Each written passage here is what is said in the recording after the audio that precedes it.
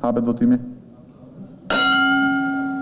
Parlamenti ka shkarkuar nga detyra 2 anëtarët e Këshillit të Lartë të Drejtësisë Elvis Çefën dhe Lulzim Lelçajn. Me 72 vota pro, 1 vot kundër, asnjë abstenim.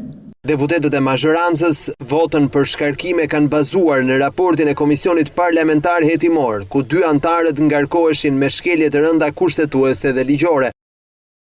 Në raportin përfundimtar, nuk u mor parasysh kërkesa e fortë e deputetit Spartak Brao, duke u mjaftuar me një paralajmërim për presidentin Bujar Nishani, si drejtues i atij institucioni. Ti rekomandoj presidentit të Republikës që në cilësinë e kryetarit të Këshillit të Lartë të Drejtësisë në zbatim të kushtetutës, të ligjit për organizimin dhe funksionimin e Këshillit të Lartë të Drejtësisë dhe për organizimin e pushtetit gjyqësor në Republikën e Shqipërisë të marrë masat e duhura për shmangjen e praktikave të kundraligjshme të evidentuara në këtë raport në kuadër të përmbushjes nga Këshilli i Lartë i Drejtësisë të funksioneve të veta kushtetuese dhe ligjore.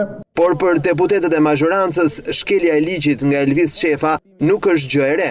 Sipas Taulant Ballës, në kohën kur ai ishte drejtor, Agjencia e Kthimit dhe Kompensimit të Pronave u kthye në një agjenci të tjetërsimit dhe kompensimit të pronave. U akuzua dhe është në kallëzim penal për një çështje që lidhet as më shumë dhe as më pak, po për një ndryshim pronësie dhe prone nga 220 hektar të bëra brenda natës 1220 hektar.